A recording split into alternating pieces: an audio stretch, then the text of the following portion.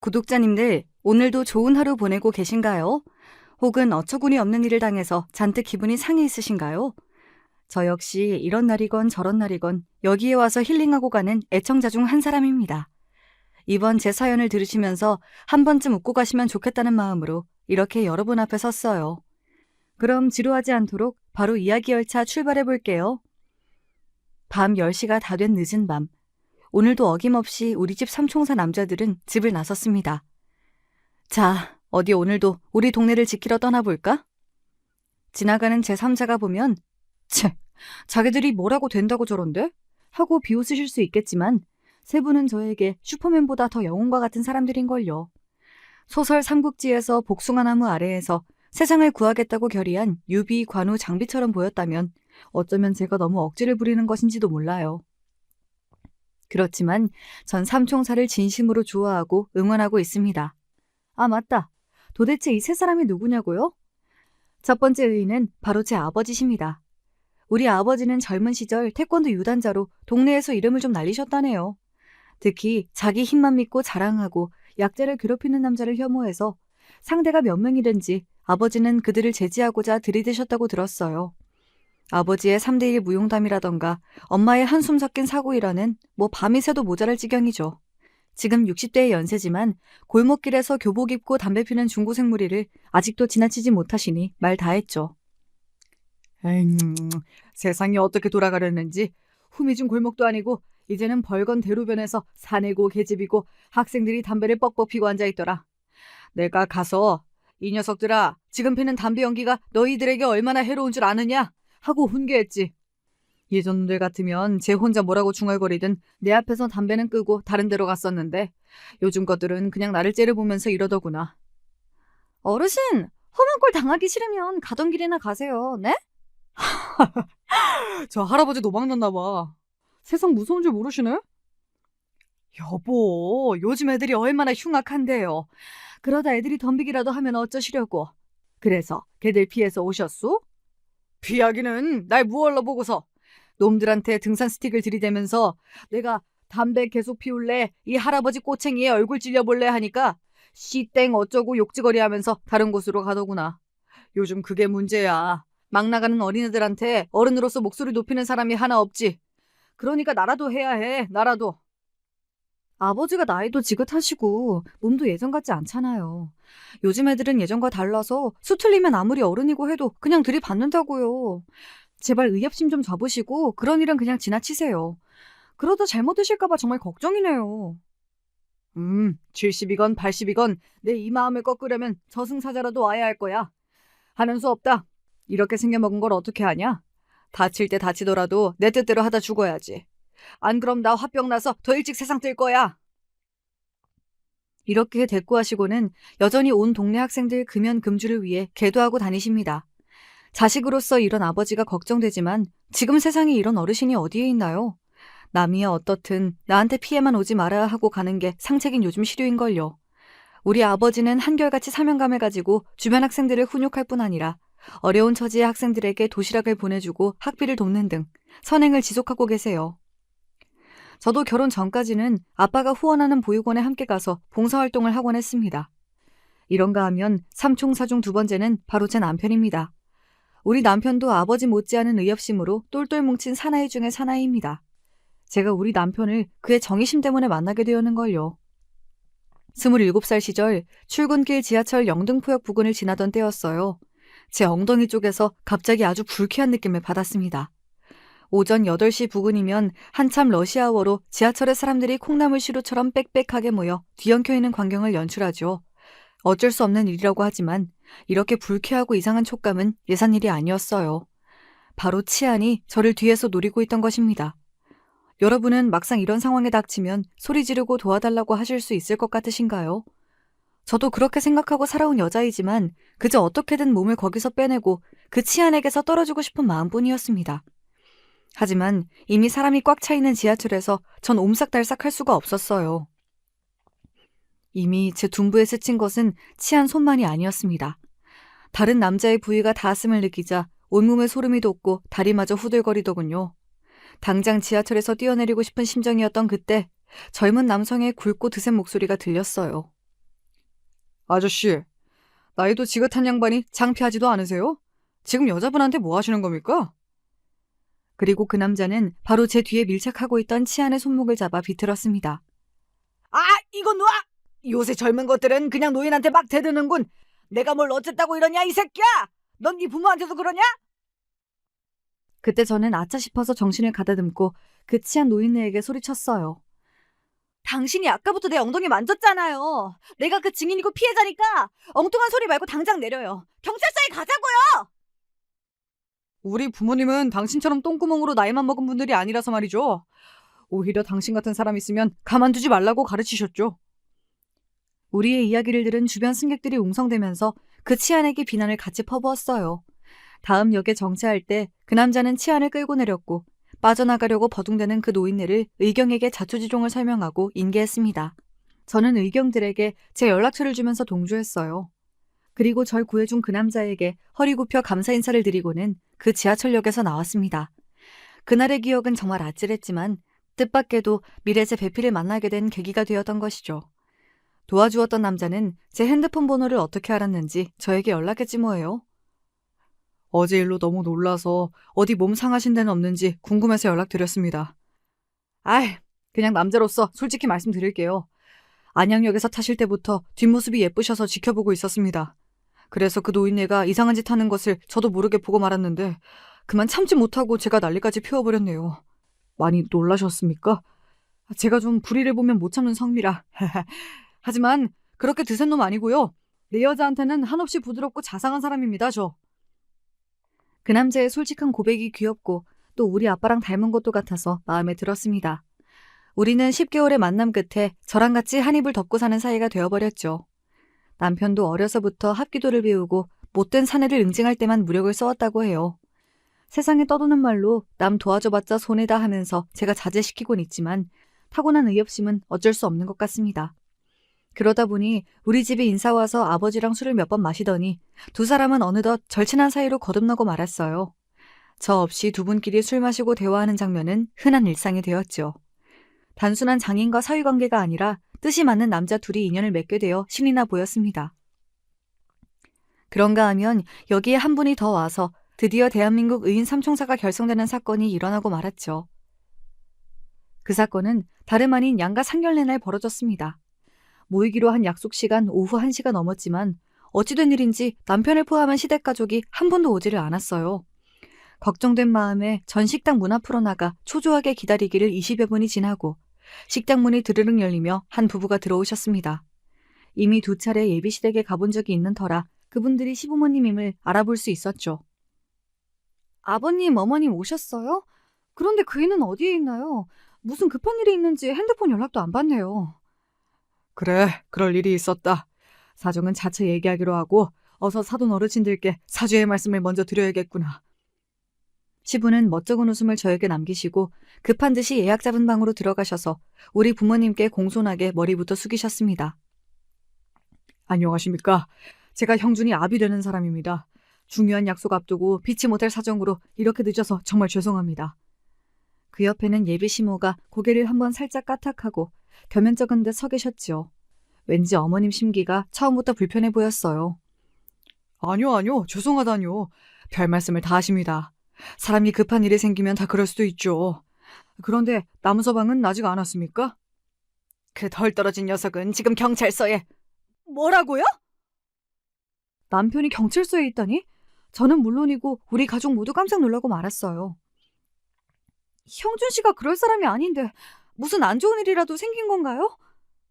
정확히 말하면 우리 형준이는 떳떳한 사람으로 경찰서까지 간 것입니다. 아니, 도리어 세상이 빛과 소금처럼 남을 돕는 진정한 사내지요. 허허허. 그러자 예비 시모는 시부를 가자미 눈으로 한번 흘겨보고선 중얼거리셨습니다. 빛과 소금은 개뿔. 제 아비처럼 오지랖 넓게끔. 어떤 남자한테 맞고 있는 여자를 구해준답시고 휘말려서 지금 다 같이 경찰서에서 조사받는 중이랍니다. 형준이 동생이 같이 있으니까 별일 없이 금방 나올 거예요. 역시 내 사위는 다르구나. 여자를 때리는 남자를 보고도 그냥 지나치면 고추를 확 떼어버려야지. 그런 중대차한 일을 하느라 늦는 거라면 몇 시간이 지나도, 아니 아예 오늘 안 와도 우리는 개의치 않으니 사돈어른 어서 인사를 거두시고 자리에 앉으세요. 아니, 혹시? 가까이 자리에 온 예비시부를 보던 친정아빠는 어찌나 놀라셨는지 동공이 확장되어 잠시 말을 잇지 못하고 한참 보셨습니다. 그리고 그런 친정아빠를 예비시부 역시 계속 보시더니 역시나 같이 놀라셨어요. 그리고 두 분은 동시에 서로의 이름을 외치셨습니다. 혹시 1962년생에 충청남도 서산에서 자랐습니까? 진짜 내 친구 형배 맞아? 그래, 맞아. 너는 저기 정가였어. 아, 이름 기억이 가물하네. 아버지는 반가움에 예비시부를 그만 덥석 안아버리셨지 뭡니까. 이놈아, 고향 불알 친구 이름도 까먹을 정도로 늙었다냐? 나 정중식이다. 두 분은 서로 얼싸안고 어찌나 좋아하시던지요. 한참 동안 이 자리가 어떤 자리인지도 잊으신 채 서로를 만난 반가움을 나누셨습니다. 그리고 궁금해하는 사람들을 위해 양가 아버님의 관계를 두 분이 설명해 주셨죠. 원래 내가 서산에서 나고 자랄 때 함께 지낸 둘도 없는 고향 친구야. 정말 우리 친했었는데 말이지. 그렇지. 내가 그동안 너를 얼마나 수소문하고 찾았는지 아냐, 이놈아? 거의 40년이 넘게 흘렀다. 40년 만에 우리가 이렇게 자식들 부모로 만나게 될 줄 어떻게 알았겠느냐? 친정아빠는 식탁에 놓인 약주 한 잔을 들이켜시고는 지난날을 회고하고 미안해하셨습니다. 미안하다. 그때 우리 아버지 사업이 망해서 사채업자랑 빚쟁이들이 쫓아올까봐 가족 모두 야반도주해버렸지. 이후에도 누가 찾아올까 봐서 신분이고 뭐고 꽁꽁 숨기고 한동안 살아왔었다. 나 역시 형배 너를 죽기 전에는 볼까 늘 그리워만 했는데. 세상에 이렇게 기쁜 날이 또 있구나.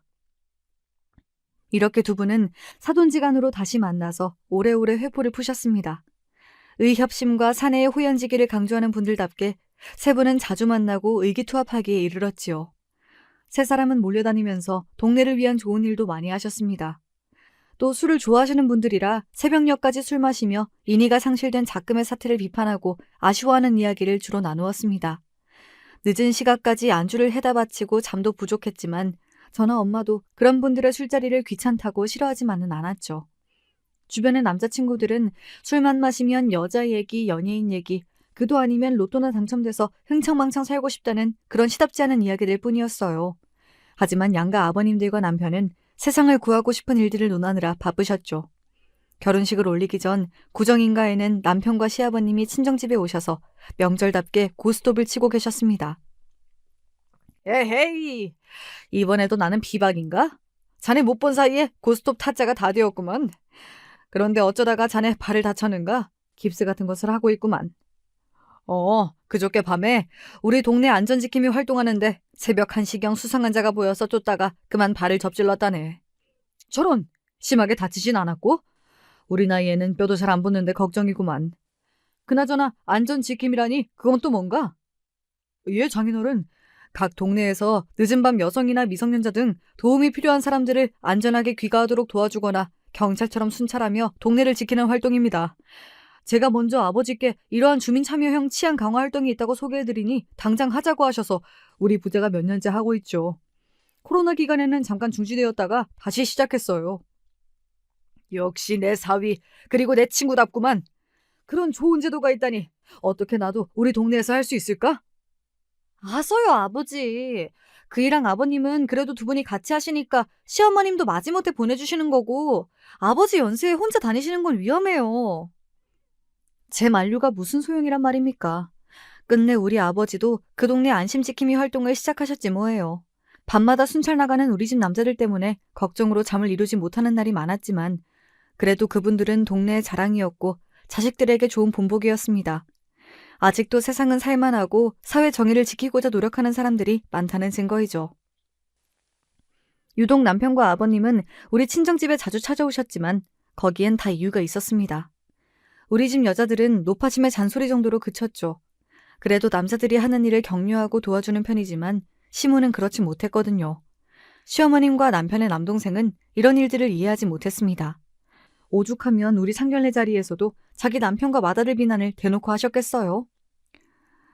우리 집 바깥 양반도 남다른 분이라 사부인께서도 참 걱정이 크시겠습니다. 아유, 제가 전생에 뭔 죄를 지어서 이런 남편의 아들까지 닮았나 모르겠습니다. 남들은 집도 사고 생업에 열중하느라 바쁠 때 말이야. 이 사람들은 남 돕는다고 몸으로 뛰고 기부하면서 사니 집 세간살이가 어디 남아나야 말이죠. 맞아요. 자기 살기도 바쁜데 저렇게 영양가 없는 일에 뛰어드는 형과 아버지가 정말 이해가 안 돼요. 형수님이랑 결혼하면 좀 정신 차리고 살까 했는데 사돈 어르신도 그렇고 다 분위기가 비슷하신 것 같네요. 우리 둘째 말이 다 맞지 맞아. 바깥 양반들끼리 저렇게 만나서 앞으로 얼마나 몰려다니고 쓰잘데기 없는 일들을 벌일지 아주 걱정이구나. 시모와 시동생 말도 틀린 말은 아니죠. 하지만 제가 좋아하는 사람들의 욕을 대놓고 하는 것을 듣자니 왠지 모르게 기분이 별로더라고요. 그리고 시모는 결혼 준비하면서 시시콜콜 제게 간섭하고 하나라도 더 얻어내려는 모습이셨습니다. 남편과 제가 알아서 전셋집을 마련하고 이에 보태주지도 않았으면서 글쎄 예단 목록에 시모 루이비통 가방에 백화점 상품권까지 요구하셨으니까요. 현실적이고 계산적인 시모는 저와 잘 맞지 않았고 저 시집살이까지 시키셨네요. 시댁에 있을 때 시모는 설거지며 방 걸레질까지 다 저보고 하라 하셨죠. 그럼 몰래 시아버지가 제 손에 든 걸레를 가져가셔서 시모 안 보이는 사이 방을 닦아주셨습니다. 며느리 사랑은 시아버지라고 아버님은 절 유달리 예뻐하셨어요.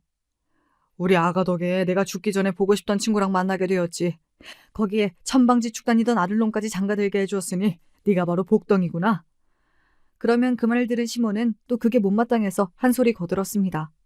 복덩이? 제가 아까 우리 집 비싼 냄비 태워 먹은 건 알고 하는 말이요? 여자애가 친정에서 뭘 배우고 온 건지 야물딱지게 하는 게 하나 없어.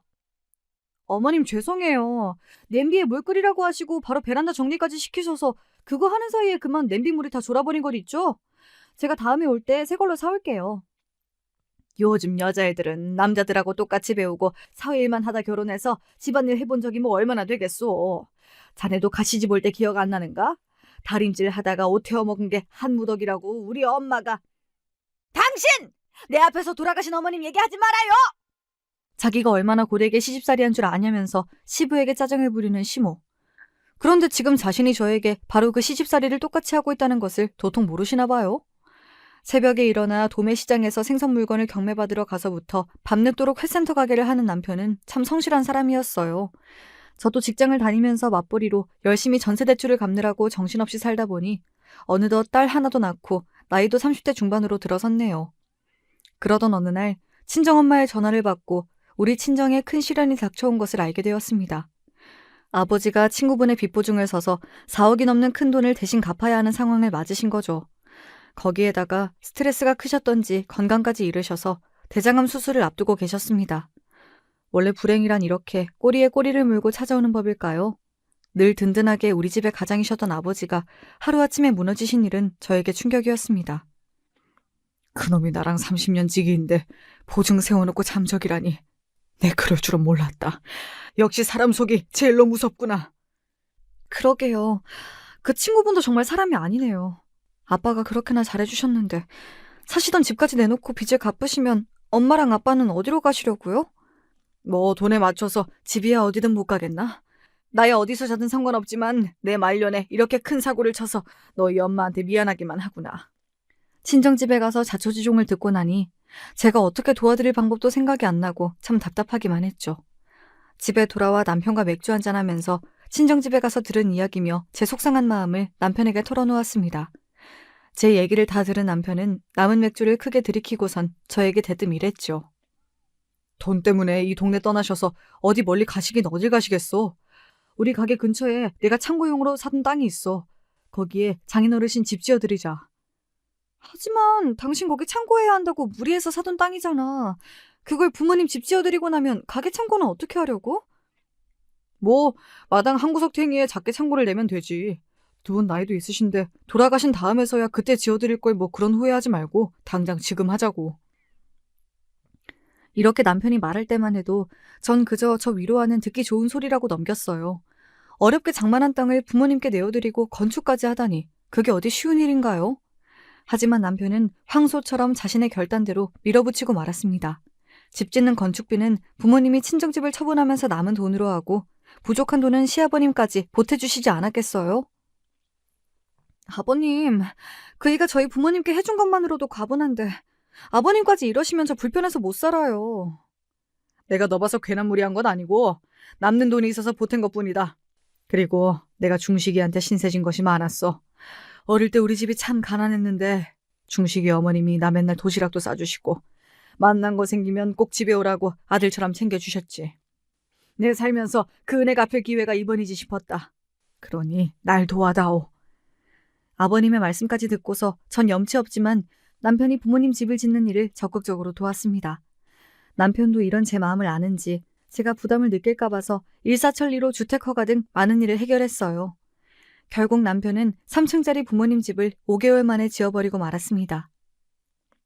세상에나, 이게 우리가 살 집이란 말이니? 돈도 없는 우리 사정에 어떻게 더 대궐같이 좋은 집을 우리 사위가 만들어 주었어? 완공된 그림 같은 집을 보면서 친정 부모님은 감격에 겨워 눈시울을 붉히셨습니다. 저 역시 남편에게 고마워서 어쩔 줄 몰랐고 서툴게 감사의 말만 몇 마디 했을 뿐이에요. 하지만 이에 남편은 대수로운 일이 아니라는 듯 말했습니다. 어려우실 때 형편이 되는 사위가 해드릴 수 있으면 하는 거죠. 괜한 마음 쓰지 마세요. 앞으로 아무 걱정 마시고 아버님 건강부터 회복하셔야 같이 안전 지킴이도 하고 약주도 하시죠. 제가 전생에 나라를 구했는가 봐요. 이렇게 마음씨 좋은 남편을 곁에 두고 살다니 말이죠. 앞으로 사는 동안 남편이 허튼 짓이나 실수 좀 한다 해도 혹은 그가 건강과 돈을 잃더라도 전 끝까지 남편 곁을 지킬 겁니다. 그게 제가 해야 할 도리이고 부부간의 의리니까요. 친정 부모님은 1층에 거주하시고 2, 3층은 세입자를 들여서 그 월세를 남편에게 매달 보내셨습니다. 남편은 한사코 거절했지만 2조차 받지 않으면 친정집에 올 생각도 말라고 엄포를 놓으신 아버지 덕에 우리는 매달 월세 150만 원을 받게 되었네요. 하지만 친정의 가세가 기운 뒤로 시어머니는 저를 더욱 무시하고 미워하셨습니다.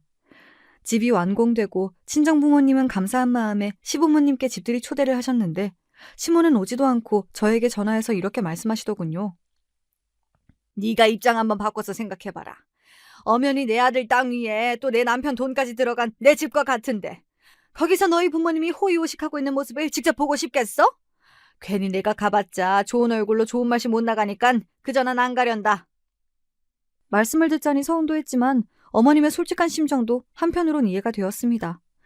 그렇지만 시모의 서운함은 고스란히 저에 대한 구박으로 돌아오고 말았어요.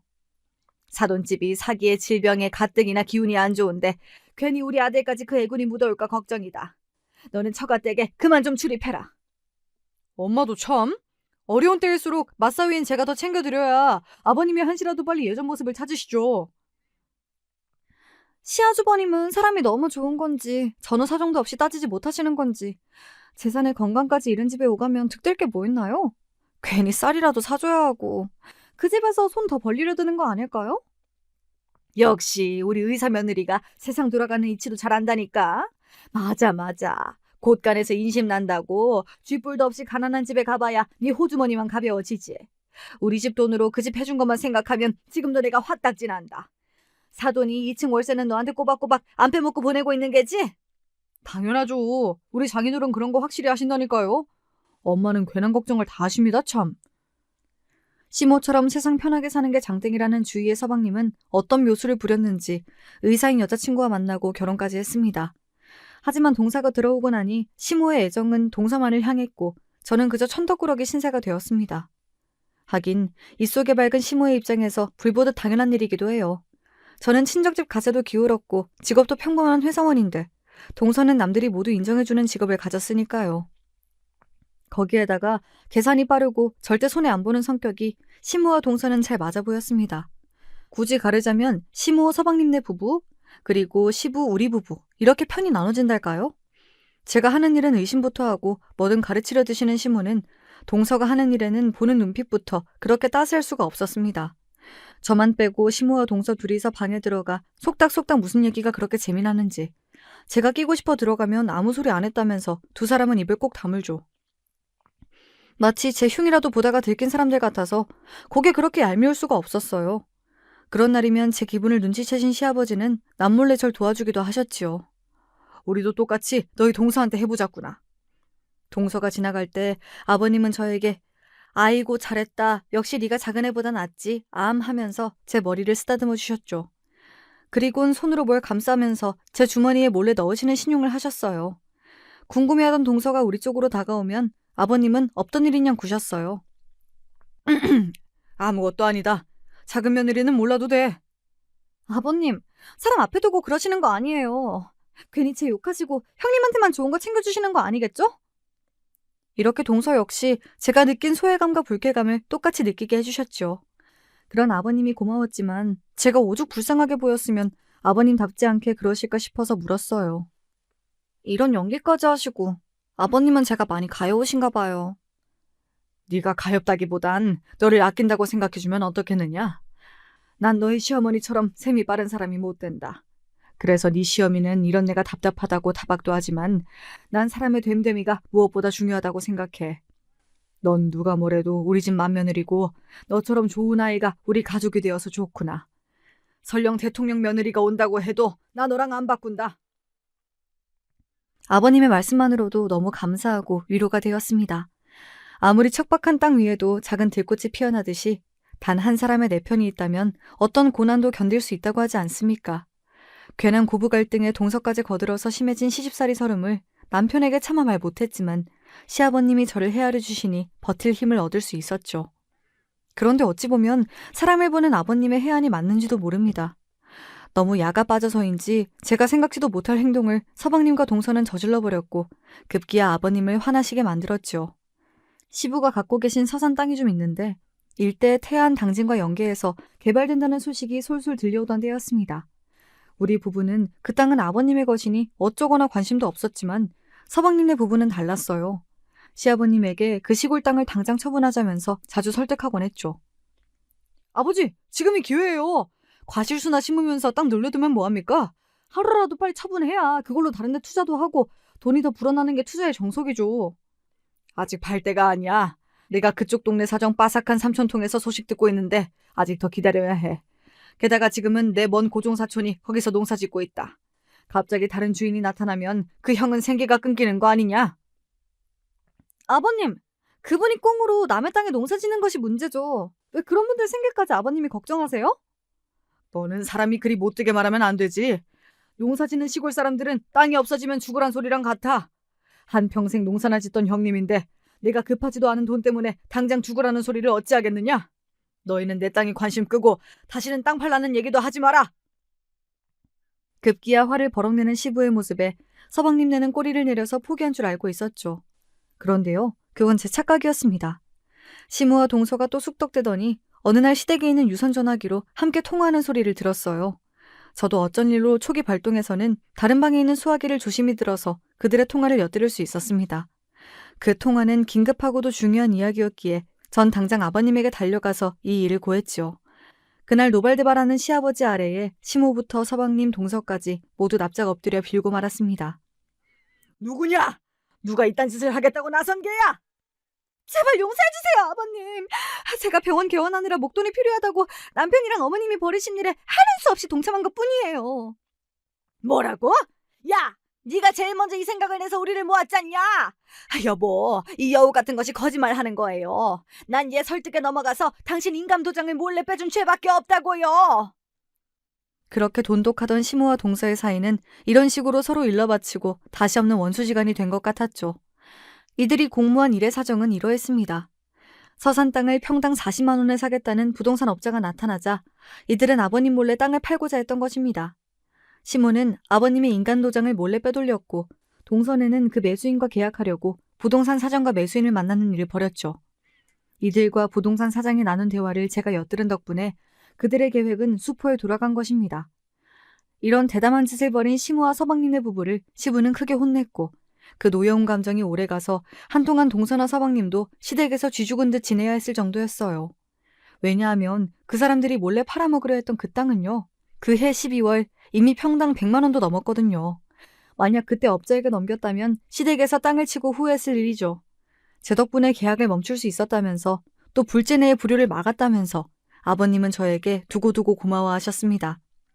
하지만 이 일 때문에 시모는 더욱 동서만 감싸고 돌고 동서도 저를 상대해주지도 않았습니다. 어머님, 형님 요즘 살찐 것 같지 않으세요? 얘가 둔하잖냐. 자기가 돼지가 되어가는지도 모를 게다 아마.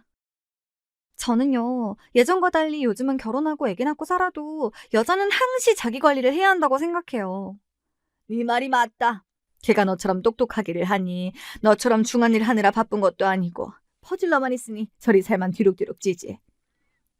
이 둘의 대화는 놀랍게도 제 뒷담화가 아니고 마치 절 투명인간 취급하면서 절 앞에 두고 조롱했던 대화입니다. 정말 기가 차지 않으세요? 좋은 일 해놓고 도리어 저에게 화풀이하는 시무와 동서가 참 미웠습니다. 그래도 제가 뭐 어쩔 도리는 없었고 똥이 무서워서 피하냐는 마음으로 무시했더니만 오히려 그들의 악행은 점차 심해졌지 뭡니까. 자손이 잘 되려면 조상님들 모시는 제사부터 정성을 들여야 하는 거야. 이런 말씀을 달고 사시는 시부는 종손으로 제사 모시는 일을 중요시하는 분이었어요. 재래시장에서 좋은 생선과 고기를 당신이 직접 고르시고 음식 준비 하나하나 신경 쓰셨죠. 제가 시집 들어와서부터 시모 옆에서 열심히 제사를 도우며 몇 해 동안 20번이 넘는 제사를 치러냈죠.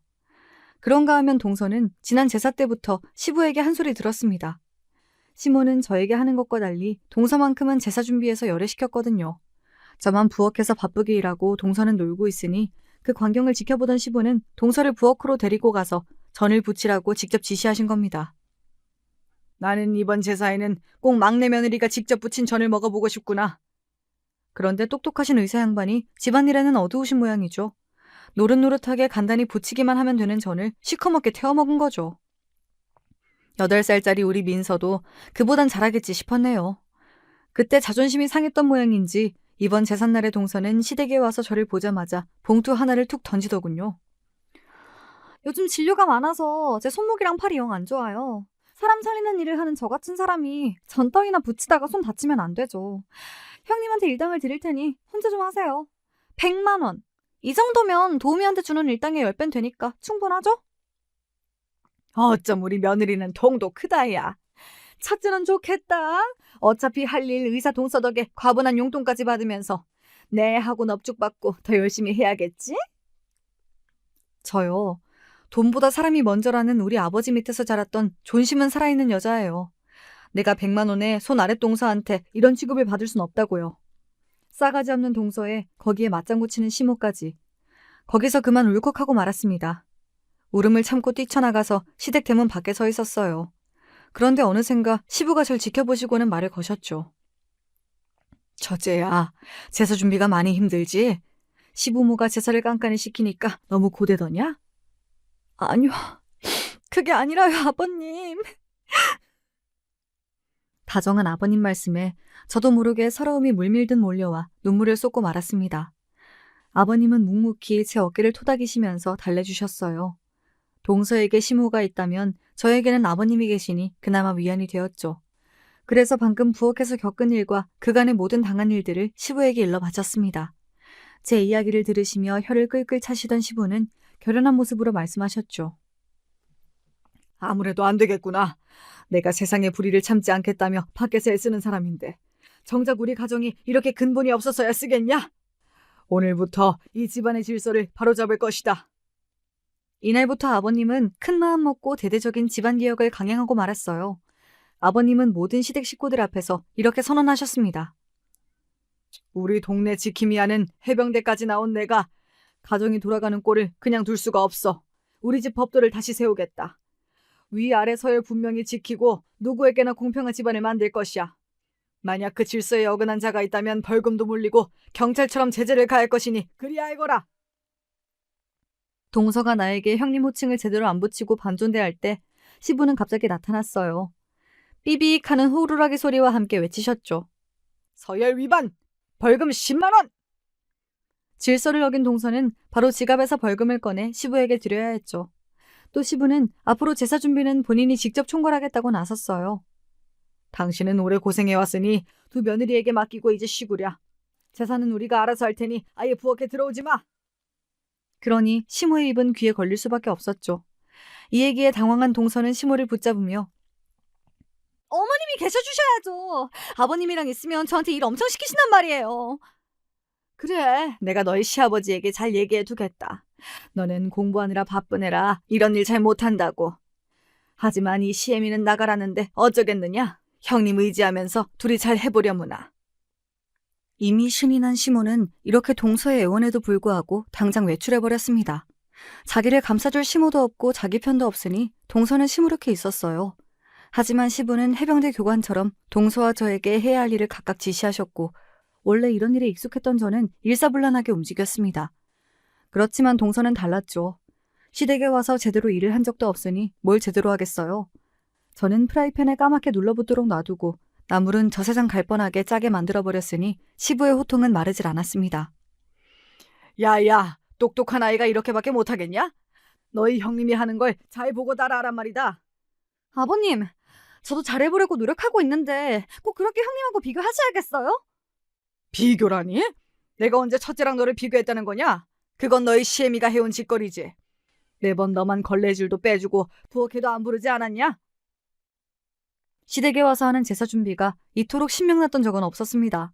전 그간의 체중이 한꺼번에 내려가는 통쾌함을 느꼈죠. 하지만 동서도 만만치 않은 상대였습니다. 시부에게 당한다고만 생각했던지 다음 시댁 모임부터 발걸음을 하지 않더군요. 왜 안 하냐는 시모의 질문에 서방님은 난처해하며 다른 이유를 둘러댔지만 모두 알고 있었죠. 우리 남편만 빼고요. 그리고 시부는 솔직하게 그것을 드러내셨습니다. 늘상 제 시어머니 보호만 받고 형님은 무시하더니 내가 제사 준비 조금 시키니까 그 꼴을 못 당하겠던 모양이지 뭐. 그게 무슨 말씀이세요? 이놈아, 내 아들이지만 넌 어찌 그리 둔하냐?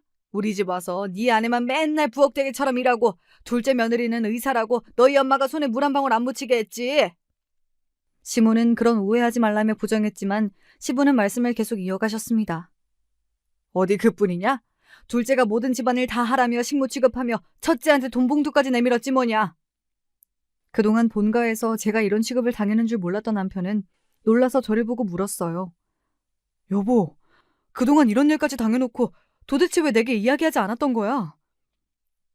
신혼 초기에 남편이 제 편드는 말 한 번 했다고 어머님이 더 날 싫어하시고 당신도 엄청 혼내셨잖아. 그리고 당신도 나에겐 남편이지만 그보다 먼저 어머님 아들이야. 자기 엄마 욕하는 아내를 좋아할 남편이 세상에 어딨겠어. 당신은 우리 부모님한테 그렇게 잘해주는데 나도 못지않게 시부모님께 잘하고 싶었단 말이야. 서러움에 한 줄기 눈물이 흘러나왔고 남편은 그런 제 얼굴을 자기 품에 파묻었습니다. 바보야, 너무 착해서 탈이다 당신은. 아무리 그래도 그렇지, 우린 부부야. 엄마가 어쩌시든 재수씨가 어쩌든 다 나한테 일러 바치고 같이 욕이라도 해야 당신 속이 풀리지. 당신 혼자 참는다고 능사가 아니니까 이제 나랑 우리 아버지에게 맡겨봐. 알았지? 남편의 호언장담은 빈말이 아니었어요. 동서가 시댁에 자꾸 오지 않자 시부와 남편 그리고 우리 친정 아빠까지 동서의 병원에 쳐들어갔으니까요.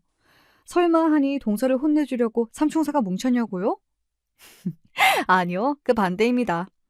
위기에 빠진 동서를 구해주기 위해 저 삼총사가 나선 거예요. 그날 시댁에서 서방님은 동서가 시댁에 오지 않은 또 하나의 이유를 털어놓았죠.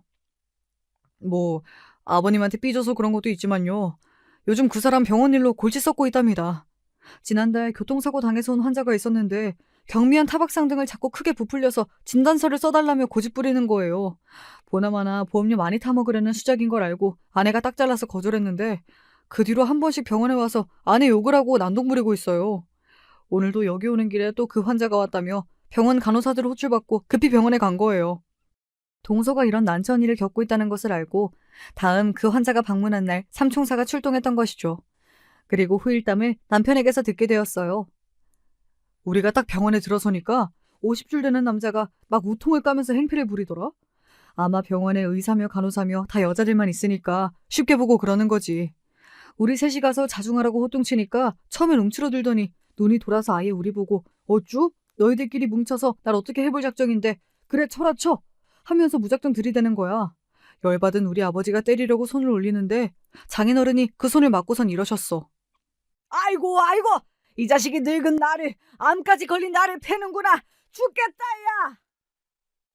이렇게 장인어른이 헐리우드 액션으로 맞는 척을 하니까 그 환자가 당황하기 시작했지. 그래서 나도 막 그 사람 팔로 내 얼굴을 치도록 억지로 움직이면서 바닥에 나뒹굴었어. 나도 죽겠다고 엄살 부리면서 말이지. 어머나? 그게 무슨 영화 같은 일이야? 그래서 어떻게 됐는데? 어쩌기는 그 아저씨 혹여 우리가 경찰서에 데리고 가서 자기한테 합의금이라도 뜯어갈까봐 주랭랑을 치더라. 자기처럼 피해자인 척 쇼하는 걸 막상 당해보니 놀라 자빠지겠다는 모양이지. 아휴, 잘했다. 모두 진짜 현명하게 잘했어. 괜히 그 사람 때려눕혀서 세 분이 폭력 사건에 휘말릴까봐 나 너무 걱정했잖아. 아버님들이랑 나도 나이가 몇인데 우리 이제 주먹만 쓰고 힘자랑하는 철없는 시절 지났어. 아, 그리고 재수 씨한테서 곧 연락이 올 거야. 동서가 나한테? 왜? 그렇게 일을 해결해준 세 사람에게 동서는 무척이나 고마워했다고 합니다. 거기에 대고 남편은 동서에게 따끔히 한마디 했다는군요. 재수 씨, 그동안 우리 아내가 콩쥐처럼 엄마랑 재수 씨에게 구박받고 있었다면서요. 그래도 전 재수 씨가 밉다고 똑같이 하지 않았어요. 오히려 우리 아내 좀 잘 봐달라고 이렇게 애쓰고 도와드린 마음 잊지 않으셨으면 합니다. 저랑 삼총사 모두를 재수 씨 편으로 두고 싶다면 제 아내랑 사이좋게 지내주세요. 네? 만약 안 들어주시면 저희가 방금 저 남자보다 더 진상짓도 부릴 수 있습니다. 동서는 남편 앞에 미안하고 민망해서 어쩔 줄 몰라 하며 저에게 사과의 문자까지 보냈죠. 오늘 형님 친정아버님과 시아주버님이 병원에 오셔서 절 크게 도와주셨어요. 그동안 제가 형님을 서운하게 해드린 것이 있다면 용서해 주세요. 앞으로 우리 잘 지내봐요, 형님. 그리고 정말로 동서는 그 뒤로 저에게 행동을 한층 조심하더군요. 저 역시 속이 넓은 형님답게 과거의 일은 잊고 앞으로 잘해보자면서 좋게 대해주었습니다. 한편 이제 저도 좀 약삭 빠르고 여우같이 시모를 대하기로 했습니다. 늘 가족들이 모이면 음식 장만하느라 바쁘신 어머님을 위해 이렇게 말했어요. 어머님, 혼자 너무 힘드셔서 안 되겠어요. 다음번 가족 모임은 저희 집에서 해요. 제가 솜씨는 없지만 최선을 다해서 직접 준비해볼게요. 그리고 다음 명절은 동선회에서 하자. 정 바쁘면 식당에서 외식해도 좋고. 그러자 어머님은 어이구 이제야 우리 맏며느리 효도를 좀 받는구나 하고 빈정대셨지만 사실 속으로는 고마워하시는 것 같았습니다. 시댁에 들를 때면 어머님 쓰실 로션이라도 하나 선물로 갖다 드리고 하니 점자 시어머니도 저에게 마음을 열어주시더라고요. 어머님, 저 그동안 어머님이 절 예뻐해 주셨으면 하고 엄청 바랬어요. 진짜로 어머님께서 동서만 자식으로 생각하시는 거 아니죠? 제가 더 잘해볼게요. 그러니 저도 좀 예뻐해 주세요. 이렇게 곰살맞게 애교도 부려보니 시모는 못 이기는 척 절 따스하게 대해주시던걸요. 매번 시모와 동서만 원망했는데 이렇게 하고 보니 제가 부족했던 탓도 있었어요. 괜히 동서의 좋은 조건과 절 비교하면서 더 소심해지고 옹졸했던 건 바로 제 잘못이니까요. 어머님의 좋은 부분을 더 찾아보려고 하고 진심으로 그분을 좋아하려고 노력하니 진짜 그렇게 되어가더라고요. 또 동서에게 이겨먹으려 들지 않고 잘한다, 예쁘다 칭찬을 아끼지 않으니까 동서도 절 형님으로 대우해주고요. 이렇게 전 사람이 사는 법을 또 한 번 배웠습니다. 아마도 미혼 동서를 구해준 삼총사의 이야기를 듣고 깨달은 영향도 있을 것 같아요. 성경에 원수를 사랑하라 라는 말이 있죠. 원수를 미워하고 원망하기는 누구나 할 수 있지만 원수까지 보듬고 품는 일은 아무나 할 수 없으니까요. 그래도 그 어려운 일을 하나씩 하다 보면 관계가 달라질 수 있다는 것을 알게 되었습니다. 이제 저 시댁에서도 불편한 마음 없이 잘 지내고 있어요. 여전히 삼총사는 돈독하게 다니며 우리 사회가 더 좋아지도록 애쓰고 있고요. 제 사연이 유튜브를 통해 세상에 나오게 된다면 저도 자랑거리 하나 생기겠군요. 친정, 시댁 가족 모두 불러 모아서 함께 제 사연 영상 시청하겠습니다. 일면식도 없는데 제 이야기를 끝까지 들어주신 여러분께 축복이 함께 하시길 빌며 이만 펜을 놓아볼게요. 구독자 여러분, 안녕히 계세요.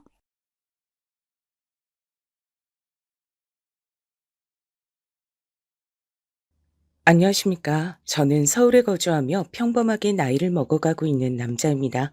사람 나이가 40 정도가 되면 더 이상 세상의 유혹에 흔들리지 않게 된다 하여서 마흔을 불혹이라고 칭한다고 하잖아요. 여러분도 살아보니까 정말 그러시던가요?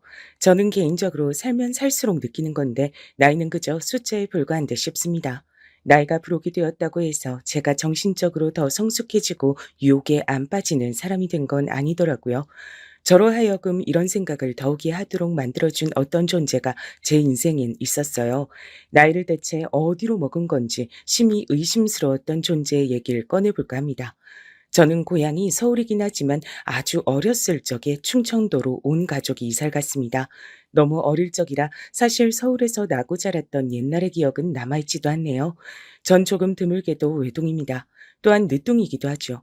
제 부모님께선 남들보다 조금은 늦은 나이에 서로 인연을 맺으셨고 결혼 이후에 좀처럼 아이가 생기지 않아 종국엔 포기를 하셨었는데 완전히 다 놓아버리고 나니까 갑자기 뱃속에 저란 생명이 찾아왔다고 하더라고요. 그래서 전 귀하게 예쁨을 받기도 했으나 동시에 엄한 교육을 받기도 했었어요. 하나뿐인 자식이 엇나가면 안 된다고 부모님께서 신경을 많이 쓰셨거든요. 충청도의 아주 작은 시골 마을에 제 조부모님께서 살고 계셨습니다. 그래서 애초에 이사를 그쪽으로 한 거였죠. 아름다운 풍경이 가득한 곳에서 전 자라났고 제가 중학교 때 친할아버지와 친할머니 두 분이 차례로 2년 간격을 두고 돌아가셨습니다. 많이 슬펐던 것 같아요. 사춘기 중학생 남자아이 눈에서 눈물이 그 정도로 펑펑 흘러나왔으니 말 다 한 것이었죠. 하지만 아버지의 슬픔에 비할 바는 못 된다고 느꼈습니다. 아버지가 그렇게 우시는 모습은 처음 보는 것이었어요.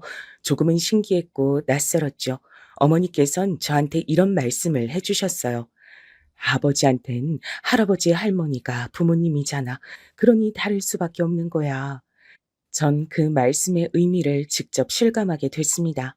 너무 가슴이 아프게도 제가 성인이 되자마자 아버지께서 돌아가셨기 때문입니다. 사고였어요. 조부모님 두 분이 돌아가실 때와는 차원이 다른 슬픔이 절 덮쳤습니다. 미친 듯이 울부짖었던 것 같아요. 그리고 저에겐 이제 어머니뿐이란 생각에 불안하고 초조해졌습니다. 어머니마저 돌아가시면 전 이제 세상에 진짜로 혼자란 생각이 들었기 때문이에요. 전 아직 20살이었고 두려운 것이 많았습니다. 혼자 서울 도시에 나와서 대학을 다니고 있는 것도 문득문득 불안하게 느껴졌어요. 아버지가 돌아가신 후엔 자꾸만 그런 걸 느꼈습니다. 하지만 제가 그렇게 굴수록 어머니께선 도리어 초연하게 구셨습니다. 난 우리 아들을 위해 언제나 이 자리에 있을 사람이란다. 난 어디로 가지 않아. 늘 그 자리에 찾아와서 물결치는 파도처럼 언제나 널 향해서만 있을 거야. 문서가, 그러니까 불안해하지 않아도 된다. 그런 걱정 접어두고 네 인생을 향해 멋지게 비상하면 돼. 저희 어머니 정말 멋지신 분 같지 않나요? 나이가 드신 분이라고 해서 모두가 해안을 가지고 계시며 의연하신 게 아니라는 것 정도는 저도 그때 이미 알았거든요. 그래서 어머니가 너무나도 자랑스러웠습니다. 제가 대학을 졸업하기 전 어머니께선 거처를 조금 더 시골 깊숙한 곳으로 옮겨가셨어요. 전부터 근방의 섬으로 들어가 생활하고 싶다고 하셨었는데 그 바람을 이루신 것이었죠. 늦은 나이에 절 낳으신 만큼 어머니의 연세를 생각하자면 원하시는 대로 하게 두는 편이 가장 좋은 것 같았습니다. 언제든지 어머니의 바람을 들어드리려면 제가 열심히 해서 돈을 모으는 방법이 최고였죠. 그런 생각으로 죽도록 취업시장에 문을 두드렸더니 제가 원하던 수준의 좋은 직장에 들어갈 수 있었습니다. 시골 출신이 거기까지 출세를 한 것이죠. 열심히 직장을 다니고 돈을 벌고 또 모았습니다. 그렇게 살다 보니 홍기가 차서 결혼을 하게 됐는데요. 전 주변에서 운 좋은 놈 소리를 들으며 결혼을 했답니다.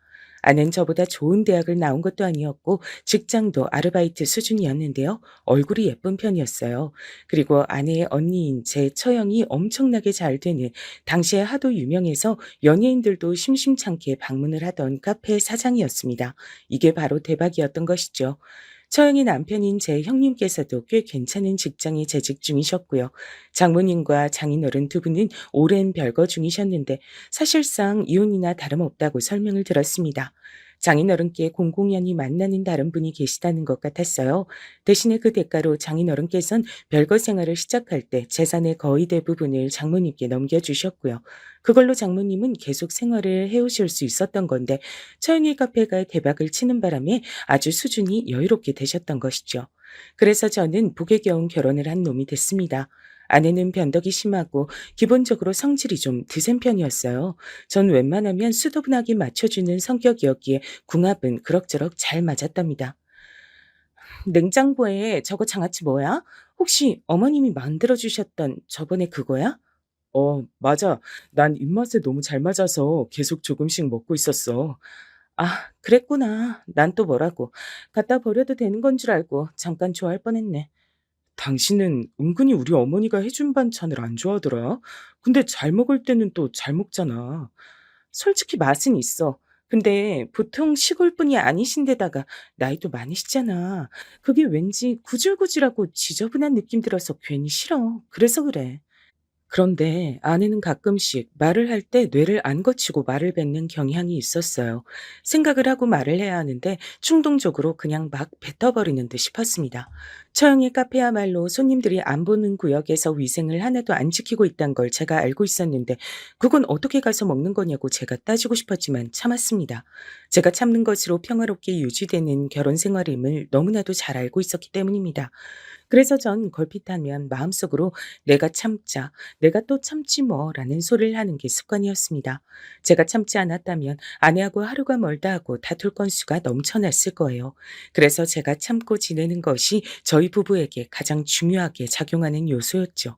그걸 시간이 가면서 왠지 아내도 느끼는 것 같았습니다. 가끔은 성질을 더럽게 내세우다가도 어떨 땐 한없이 부드럽게 저에게 양보를 하듯 말을 하면서 잘해줬거든요. 그런 식으로 본인도 저를 위해 뭔가 희생을 하며 배려를 한다는 식으로 굴었습니다. 그게 빤히 보여서 어이없기도 했지만 이런 식으로 맞춰가는 게 부부 생활의 미덕이겠거니 싶었네요. 하지만 이런 아슬아슬한 외줄타기 같은 부부 생활의 민낯이 제대로 드러나고야 말았던 겁니다. 미천이 확 드러나고야 말았던 그날의 사건이 대단한 파국을 몰고 왔죠. 그날은 제 회사 동료의 결혼식 날이었습니다. 근데 위치가 3시간 거리의 지방이었어요. 회사 사람들끼리 몇 모여서 함께 결혼식장으로 가기로 되어 있었고요. 당연히 아내는 두고 저 혼자 갔었죠. 주말인데 당신은 혹시 따로 일정이 있어? 아니, 나는 요새 컨디션이 안 좋아서 그냥 좀 쉴까 싶어. 아무래도 감기가 오려나 봐. 그래. 감기가 올 것 같으면 미리 병원에 갔다 오는 건 어때? 약이라도 처방받아서 먹어봐. 아, 됐어. 주말이라 이른 오전부터 병원 시끄럽게 웃는 애기들이 바글바글 거리고 생각하면 머리만 더 아파져. 1시간 기다리고 1분 상담 받고 나오느니 안 가는 게 낫지. 당신은 내가 혹시라도 당신한테 감기 옮길까 봐 그러는 거지? 아니라고는 못하겠다. 당신이 워낙 전적이 여러 번이잖아. 내가 꼭 그렇게 미리 말을 하는데도 감기 걸려서 나한테 옮기고 나서야 낫더라. 나 계속 회사 일 바쁠 예정이야. 감기 걸림 끝장이니까 이번에도 나한테 옮길 작정이라면 정중히 사양할게. 당신 오늘따라 되게 얌체 같다. 얄미워. 난 아프면 이번엔 우리 엄마한테 나 간호해달라고 할 거야. 당신한테 안 징징거릴 테니까 쓸데없는 걱정 안 해도 돼. 언니네 카페 일손 도와줘. 조카들 돌봐줘. 아주 우리 엄마가 그쪽에만 신경 쓰느라 정신 없으시니까 나도 오래간만에 우리 엄마 관심 온전히 받으면 좋지. 나도 우리 엄마 딸인데. 하여간 언니한테만 너무 집중돼 있어. 아내의 주절거리는 소리를 들으며 전 결혼식장에 참석할 만반의 준비를 마쳤었습니다. 그때까지만 해도 설마 그 당일에 어떤 일이 벌어질지 상상도 못한 채였죠. 전 주말이라고 게으름도 피우지 못한 채 이른 아침부터 눈을 떴고요. 회사 사람들과 한 군데서 모인 뒤 차 한 대에 함께 타서 지방의 결혼식장으로 향했습니다. 원체 회사에서 바쁜 이모저모가 있던 시기였기 때문에 계속 그런 대화를 나누느라 정신이 없었어요. 휴대폰을 볼 새도 딱히 없었습니다. 결혼식장에 거의 도착할 때가 되어서야 휴대폰을 확인했더니 부재중 전화가 와 있었는데 놀랍게도 발신인은 저희 어머니셨습니다. 어라? 어머니가 왜 전화를 하셨었지? 평소에 전화를 주시는 시간대가 아닌데. 주말에 자식 부부가 뭐하고 노는지 궁금해서 한번 전화해 보셨나 보죠. 일단 서둘러서 안으로 들어갑시다. 저희 주차 때문에 시간 너무 잡아먹어서 지금 살짝 늦었어요. 제 혼잣말을 들은 동료가 옆에서 외쳤고 저는 그래서 별로 대수롭지 않게 생각을 해버렸어요. 일단은 온 매무새를 가다듬고 결혼식장 안으로 향하는 것에 집중을 해버린 겁니다. 제가 두고두고 후회할 일이 됐죠. 결혼식의 주인공에게 얼굴 도장을 찍고 자리를 찾아 앉고 나서야 얼른 어머니에게 문자를 남겼습니다. 회사 사람이 결혼식에 와 있다고 알려드린 뒤 식사는 하셨냐고 여쭤놨어요. 그러고 나서 결혼식을 보느라 잊고 있다가 잠시 후 휴대폰을 확인했는데 어머니로부터 답장이 없었습니다. 대체로 짧게 응, 우리 아들 이런 식으로 답장을 꼭 보내시는 분인데 왠지 평소답지 않다는 생각이 들었어요. 여기까지 왔는데 지역에서 가장 유명한 맛집을 함께 가보자는 의견이 들려왔고 어차피 차 한 대를 같이 타고 왔던 차라 제가 거절할 방도는 없었습니다. 이것도 회사 일의 연장선이라고 할 수 있었으니 까라면 까야 하는 법이었죠. 다른 곳으로 이동을 하면서 자꾸만 저는 속에 찝찝한 기분이 들었어요. 말로는 설명이 불가능한데 묘하게 제 신경을 뭔가가 건드리는 느낌이었습니다. 그래서 장소에 도착하자마자 살짝 옆으로 빠져서 어머니에게 전화를 걸었죠. 뭘 하시느라 휴대폰도 확인 안 하고 계신 건지 직접 여쭤보고 싶었습니다. 그러나 어머니의 휴대폰은 꺼져 있었어요. 전원이 꺼져 있다는 안내 음성이 들려온 순간 왠지 심장이 철렁 내려앉는 것만 같았습니다. 저는 아내에게 문자를 남겼습니다. 여보, 어머니가 나한테 전화하셨었는데 내가 못 받았어. 지금 전화해보니까 휴대폰이 꺼져 있다고 하네. 혹시 어머니가 당신한테도 연락을 하셨을까? 몇 분이 지나자 아내에게서 답장이 왔는데 아니 연락 없으셨는데 였습니다. 그래서 저는 오히려 별일 아니라고 생각을 하려고 했죠. 어쩌다 보니 휴대폰이 꺼져버렸다고 밖엔 설명이 안 됐습니다. 휴대폰의 성능이 안 좋아진 걸 수도 있었어요. 그런 생각을 하면서도 제 표정이 어둡자 회사 사람들이 무슨 일 때문에 그러냐고 물어봤습니다. 저는 이유는 모르겠으나 괜히 어머니 때문에 걱정이 된다 그랬죠. 멀리 시골 사시고 나이 많으시고 혼자 사시고 이러면 괜히 아무 일 없어도 문득문득 걱정되고 그러더라. 다들 똑같아. 근데 대부분은 별일 없는 경우니까 휴대폰 하나 가지고 드물게 꺼져 있다 해서 너무 그렇게 신경 쓸 필요 없어. 이따가 어련히 연락 먼저 주시겠지. 그렇겠죠.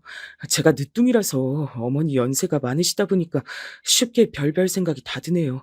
어머니가 건강하게 오래오래만 사셨으면 좋겠어요. 저도 이제 다 큰 어른이 돼서 사회생활 중인데도 어머니만 생각하면 아직 애 같네요. 어머니 돌아가시면 허전하고 슬퍼서 전 안 될 것 같아요. 제가 머쓱하게 답을 하면서 속내를 밝히자 다들 저를 향해 보기와는 다르게 효자났다고 하면서 반쯤은 놀려댔어요. 그런 분위기에 취해서 전 걱정이 갑자기 찾아들었던 것처럼 갑자기 모든 걱정을 내려놓고 즐거운 시간을 보냈습니다. 그것이 불효인 줄도 모르고 잘도 그렇게 여유로운 시간을 실컷 보내버렸어요. 서울에 도착한 뒤 대략 30분 정도면 집에 도착할 것 같다고 아내에게 문자를 전송했습니다. 그러고 나서 회사 동료들과 헤어진 뒤 제 차에 올라타던 바로 그때였어요. 걸려온 전화를 무심코 받아든 제가 온몸에 소름이 훅 끼치고 말았습니다. 네, 여보세요? 네, 뭐라고요? 파출소요? 어디 파출소인데 저한테 전화를 주셨죠? 네, 어머니요? 제 어머니요? 지금 거기 정말 제 어머니가 와 계시단 겁니까? 아니, 대체 이게 갑자기 무슨 일인지. 네, 일단 알겠습니다. 제가 바로 그쪽으로 갈게요. 저희 어머니 잘 좀 부탁드리겠습니다. 전화는 파출소에서 걸려온 것이었는데 들어보니까 그 위치가 저희 부부의 집에서 7km 가량 떨어진 곳이었습니다. 전 그곳에 파출소가 있는 줄도 모르고 살았는데요. 도대체 이게 어떻게 된 일인가 싶어 우선은 서둘러 그곳으로 향했어요. 그랬더니 정말로 제 어머니가 그곳에 계시는 게 아니겠어요? 어머니, 저예요. 저 왔습니다. 아이고, 문서가, 우리 아들 왔니? 아이고, 내가 미안하다. 내가 머리가 옳게 안 돌아서 어디로 가야 할지도 모르겠고, 갑자기 날도 어두워지기 시작하니까 어디가 어딘지도 구분이 안 돼서 이리저리 헤매버렸다. 내가 미안하다, 우리 문석이. 나 때문에 고생스러워서 어떡해. 그런 말씀 마세요, 어머니. 길 잃으실 수도 있는 거죠. 근데 딴 데로 어디 안 가시고 이렇게 파출소로 오셔서 다행이에요. 이제 겨울이 다 돼서 해 떨어지면 추운데 천만 다행이에요.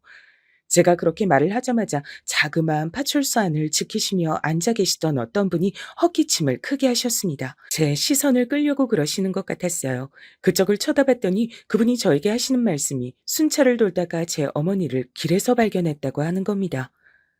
딱 봐도 오갈 데 없이 계신 것 같아서 날도 추운데 어르신이 왜 저러시나. 짐을 드신 거 보니까 어디 시골에서 올라오신 것 같기도 해서 일단은 제가 이쪽으로 모시고 들어온 거죠. 아, 저희 어머니가 직접 파출소로 찾아오신 게 아니었어요? 그럼 어머니를 도와주신 거네요. 정말 감사합니다. 덕분에 화를 면했습니다. 저희 어머니가 엄청 멀리 사시는 분이라 오늘 먼 길을 오신 건데 도와주지 않으셨다면 정말 힘드셨을 겁니다. 놀란 저는 얼른 그쪽에 대고 인사를 올렸습니다. 그러고 나니까 이제 의문이 하나둘씩 절 찾아오더라고요. 어머니는 면목 없으시다는 듯 고개를 떨구시며 연신 한숨을 내쉬고 계셨죠. 품에 보따리를 꼭 들고 계셨는데 안을 살펴보지 않아도 자식 부부 주려고 먹을 것을 바리바리 챙겨오셨단 걸 알 수 있었습니다. 어머니, 이제 해도 일찍 빠지는데 연락도 없이 오늘 이렇게 서울로 올라오실 생각을 하셨어요. 아유, 원래 오늘 오려고 며칠 전부터 난 정해놨었는데 너희들한테 연락하는 걸 계속 깜빡했지 뭐니. 어젠 내가 너희들한테 연락을 했다고 착각까지 했단다. 내가 늙으니까 이런 식으로 노망 나나 봐. 이래서 늙음 적당히 그만 살아야 되는데 괜히 우리 문석이한테 걱정이나 끼치고 난 진짜 왜 이러는지 모르겠다. 어머니, 나이 들면 깜빡깜빡 하실 수도 있는 거죠. 괜찮아요. 너무 자책하지 마시죠. 오늘 오시는 것 때문에 오전에 저한테 전화 주셨던 거예요. 제가 지방 결혼식 다녀오느라 정신없어 전화를 못 받았어요.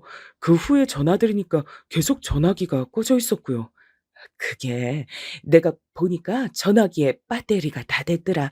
내가 이걸 또 집에서 배터리를 다 채워 갖고 나왔다고 착각을 해버린 거야. 그러니 미칠 노릇이지. 이 노망난 걸 어쩜 좋으니. 어머니께서 자책의 한숨을 내쉬시는데 가만 보니 몸이 잘게 떨리는 모양이 보였어요. 파출소 내부는 따뜻한 편이었지만 추워하시는 것 같아서 제가 얼른 외투를 벗어 어깨에 둘러드렸습니다. 품에 안고 계시는 보따리를 제가 챙기려고 했는데 한사코 당신께서 들겠다고 하셔서 가슴이 뭉클해졌죠. 어머니, 그래서 저희 집에도 아직 못 가시고 길에만 계시다가 여기까지 오신 거예요? 아, 그럼 길에서 시간을 너무 많이 보내신 것 같은데 얼른 저랑 같이 저희 집에 가요. 가서 따뜻한 보리차 한 잔 드릴게요. 과일도 있으니까 그거 드시면 기운 좀 나실 거예요. 얼른 가요, 어머니. 문서가, 우리 아들, 넌 이 늙은 애미가 미리 연락도 하지 않고 불쑥 이렇게 찾아와서 파출소에서 연락이나 오게 만들었는데 괜찮으니? 내가 걸리적거리고 좀 밉고 그러지? 네? 어머니, 무슨 말씀을 그렇게 하세요? 절대 그럴 리가 없잖아요.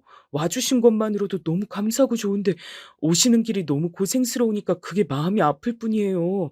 어머니, 그런 소리 이제 하지 마시고 저랑 얼른 저희 집에나 가십시다. 얼른요. 전 어머니께서 왜 유달리 감정적으로 구시나 싶었습니다. 컨디션이 안 좋아서 그러신 것으로 생각을 해서 어머니를 얼른 저희 집으로 모시려고 하던 바로 그때였어요. 나는 안 가련다. 난 거기로 안 가련다. 어머니, 저희 집 오시려고 서울까지 올라오신 거잖아요. 근데 갑자기 왜 안 간다고 하세요? 혹시 왜 그러시는지 제가 여쭤봐도 돼요? 집에는 어멈이 있잖아. 네? 아마 그렇겠죠. 당연히 집에 있을 거예요. 제가 오늘따라 정신이 없어서 지금 한참 연락은 못 해봤는데 아마 집에 있을 겁니다. 그리고 사돈도 계시잖아. 사돈이라니요? 누구요? 혹시 저희 장모님이요? 그러자 어머니께서 고개를 끄덕끄덕 하셨습니다. 전 아내가 감기 기운이 좀 있어서 아무래도 그것 때문에 장모님께서 와보셨구나 하는 생각을 했어요. 근데 뭔가 이상하더라고요. 근데 어머니가 그걸 어떻게 하세요? 왜 모르겠니? 너희 집으로 가봤다가 들어갈 방도가 없어서 몸마려운 강아지 마냥 바깥을 왔다 갔다 이리저리 한참을 서성이다가 그냥 발길을 돌렸는데 내가 그러고 나서 여기까지 왔는데 너희 집에 누가 있는지 내가 어떻게 모르겠니? 나이 지긋하게 드신 어머니의 떨리는 목소리를 들으면서 저는 온몸의 피가 차갑게 식는 감각을 느꼈습니다. 어머니께서 저희 집에 다녀오셨답니다. 그런데 못 들어가셨답니다. 문 밖에서 한참을 서성거리시다가 결국은 포기하시고 돌아서셨고 정처 없이 길을 헤매다가 파출소까지 오신 거랍니다. 가을이 저물어 이 추운 날씨에 말입니다. 당장이라도 분노에 손이 떨릴 것 같아 전 애써 그걸 감추고 평정을 가장하며 말씀을 드렸습니다. 어머니, 오늘 무슨 일이 있으셨던 건지, 어떤 일을 겪으셨던 건지 저한테 자세히 좀 알려주실 수 있어요? 내가 말해봤자 뭘 하겠니? 우리 아들 기분만 상하지. 괜히 며느리하고 싸우기나 만들지. 그냥 내가 늙은 주둥아리로만 꼭 닫으면 되는 일인데, 아휴, 내가 또 주책을 부려서 이런저런 얘기를 또 다 늘어놓을 셈이 됐구나. 내 탓이야. 전부 내가 잘못한 거야. 제발요. 어머니, 그러지 마시고 차분히 얘기 좀 해주세요. 전 꼭 들어야겠습니다. 제 아내의 남편이고 제 장모님의 사위이기 전에 어머니 아들이에요. 그게 제일 먼저고요. 제일 우선이에요. 그러니까 어머니가 저한테 얘기를 솔직하게 다 해주셔야 돼요. 저는 입술에 힘을 주고 계신 어머니께 간청을 드렸습니다. 간절하게 두어 번 더 채근을 들이자 어머니의 입술이 어렵사리 열렸어요. 그리고 저는 어머니께서 겪으신 일을 자세히 들을 수 있었는데 모든 상황을 정리하면 이렇습니다. 제가 결혼식장을 떠난 이후 아내는 처형의 가게로 향했습니다. 그곳에서 장모님과 만났고요. 감기 기운이 있는 것 같다는 아내의 말에 장모님께서는 함께 집으로 가서 죽을 끓여주겠다고 하셨습니다. 제가 결혼식 참석으로 지방을 다녀온다고 이미 들으신 뒤였다고 하네요. 그렇게 장모님과 아내가 저희 집으로 왔고 두 사람이 시간을 보내고 있을 때 현관 벨이 울렸습니다. 바로 저희 어머니께서 도착을 하신 것이었죠. 어머니께서는 휴대폰의 배터리가 다 나간 상태였습니다. 그런 상황에서 늘 품에 지니고 다니시는 수첩에 저희 집 주소 같은 걸 다 적어 놓으셨기 때문에 택시 기사님의 도움을 받아 길을 찾아 집으로 오셨던 거예요. 아침이 뭔가요? 새벽이라고 할 수 있는 그 이른 시간부터 그 먼 곳에서 출발을 해서 오신 어머니께선 이제 드디어 도착을 해서 몸을 녹이실 생각밖에 없었다고 합니다. 어머님? 연락도 없이 갑자기 무슨 일이에요? 어머니냐? 아이고, 그러게 내가 무슨 일일까? 갑자기 너희가 너무 보고 싶었나 보다. 먹을 것도 좀 전해주고 그러고 싶어서 내가 연락도 미리 없이 와버렸구나. 미안하다. 어머니께선 스스로 연락을 저희에게 미리 주셨다고 착각을 하신 게 민망하셔서 그냥 그런 식으로 둘러대셨다고 합니다. 곧 현관문이 열릴 거라고 생각하며 품 안에 든 보따리를 고쳐 잡으신 어머니의 귀에 들려온 소린 믿을 수 없는 내용이었다고 합니다. 아, 어머님, 시기도 참 안 좋게 잡으셨네요. 제가 오늘은 너무 피곤해서요. 날이 아닌 것 같습니다. 어? 그게 무슨 소리냐? 어머마, 너 어디 아프니? 네, 몸이 좀 안 좋아서요. 아무래도 감기인 것 같아요. 어머님한테 옮기기 싫으니까 이만 가셨으면 좋겠어요. 오늘 말고 나중에, 네? 다음에 다시 오세요. 내가 지금 그 머나먼 길을 지나와서 여기까지 왔는데 너는 문도 안 열어주고 날 이렇듯 문전박대하겠단 거냐? 우리 아들 문석인 지금 어딨냐? 같이 안 있어? 볼일 있어서 잠깐 지방 갔어요, 어머님. 농담하는 거 아니고 저 진짜 피곤하니까요. 그냥 가세요. 뵙기 힘들어요. 예, 예, 잠깐만. 어머마! 당황하신 어머니께선 어쩔 줄 몰라 하셨다고 합니다. 그렇다고 굳게 닫힌 현관문을 열 방도 같은 건 알지 못하셔서 발만 동동 구르고 계셨는데 혹시나 수첩에 저희 집 현관문을 여는 방법이라도 적어 놓으셨을까 해서 그 바닥에 쭈그리고 앉아 수첩을 들여다보셨다네요. 코를 훌쩍이며 집중을 하고 계시는데 현관문 안쪽에서 말소리가 들려왔다고 합니다. 간 거야? 갔겠지? 아니, 엄마. 아직 안 갔어. 앞에 그대로 계신 것 같아. 아, 진짜 노인네. 눈치 없이 뭐 하는 짓이야. 그러게. 귀여운 우리 딸이 오늘같이 컨디션 안 좋은 날에 왜 귀찮은 짓거리를 벌이실까? 며느리 괴롭히러 온 시어미 신보셨다면 진짜 못된 거고. 내 생각엔 아무래도 그런 것 같아. 나 괴롭히고 싶으시니까 일부러 연락도 없이 불쑥 나타나신 거겠지. 아, 나 너무 싫어. 나 이러다가 시골 노인네 혐오증이라도 걸릴 것 같아. 아내가 장모님과 나누는 대화소리가 어머니의 귀까지 들려온 겁니다. 그 대화소리를 듣고 나자 어머니께선 어떻게 해서든 현관 문턱을 넘고 싶어서 간절하게 수첩을 뒤지고 있는 당신 스스로의 모습이 너무나도 초라하게 느껴지셨다고 합니다. 조용히 수첩을 닫아 다시 품에 집어넣으신 어머니께선 혹시라도 제가 금방 돌아올까봐 그 가능성에 기대어 제법 한참을 더 그곳에 계셨다고 합니다. 이른 아침 새벽부터 딱히 제대로 드신 것도 없어서 배는 주려오고 현기증도 나고 있었지만 갑자기 제가 나타나기라도 할까봐 마음 놓고 눈도 못 붙이신 채로 현관문 앞에서 멀뚱멀뚱히 계셨다네요. 그러다가 도저히 안 되겠어서 다시 현관 벨을 눌렀고 아내를 호출했지만 아예 작정을 해버린 아내는 이번엔 묵묵부담으로 일관했습니다. 장모님 또한 당연히 마찬가지였고요. 결국 어머니께선 아무 소득 없이 발길을 끝내 돌리셔야만 했습니다. 추워서 떨리기 시작하는 몸으로 무거운 보따리를 드신 채로 그냥 정처 없이 걸으셨대요.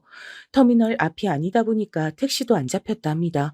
택시가 보여서 손을 흔들어도 요즘 택시는 어찌된 영문인지 멈춰 서주질 않아서 애만 끓였다고 하셨어요. 알고 보니까 죄다 휴대폰으로 미리 부르는 택시 솜씨들이라 어머니의 손짓을 다 무시하고 지나갔던 겁니다. 금방이라도 기절할 듯 위태위태하게 길을 가시던 어머니를 순찰차가 드디어 발견했었기에 망정이었습니다. 어머니, 죄송합니다. 제가 죄송해요. 어머니한테 이런 수모를 겪게 해드려서 제가 죄송합니다. 제가 불효자예요, 어머니. 아니야. 넌 잘못 없어. 아무 잘못 없어. 우리 아들, 우리 문석인 아무 잘못 없다. 전부 다 이 노망난 늙은 애미가 잘못한 거다. 있었던 일을 알게 된 전 분노로 몸서리치며 사과를 드렸는데 어머니께서 결단코 저에겐 잘못이 없다고 외치셔서 하마터면 그 자리에서 눈물이 나올 뻔했습니다. 파출소에 계신 분들도 어느새 저희 모자의 이야기를 다 듣고 계셨고 다들 한숨을 쉬며 고개를 흔드셨어요. 무슨 그런 경우 없고 예의 없는 며느리와 사돈댁이 다 있냐고 하시면서 악마 같다고 말씀들을 하셨는데 제 생각도 그러했습니다. 아내와 장모님이 제 어머니를 향해 보인 그런 행동은 악마나 할 법한 행동이었죠. 전 분노를 삼키며 우선 어머니를 가깝고 좋은 호텔로 모셨습니다. 집으로 모시고 싶었지만 어머니께서 눈치를 보고 불편해하실 것 같아 오늘은 안 그러는 게 차라리 더 나을 것 같았어요. 그게 어머니를 위한 길 같아 그렇게 했고 깔끔한 호텔을 보신 어머니께선 소녀처럼 기뻐하시며 한박 웃음을 지으셨습니다. 이야, 텔레비에서만 보던 곳이 바로 이런 곳이구나. 정말 멋지다. 안으로 좀 이렇게 훌륭하게도 꾸며놨을까? 근데 우리 아들이 힘들게 번 돈으로 내가 이렇게 누려도 되는 거니? 난 이제 보니까 아무 데서나 자도 되는데.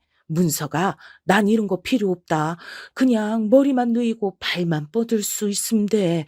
아니, 그런 것도 필요 없으니까 그냥 시간 맞춰서 내 집으로 내려가면 된다. 교통편만 네가 어떻게 좀 해결해 주겠니?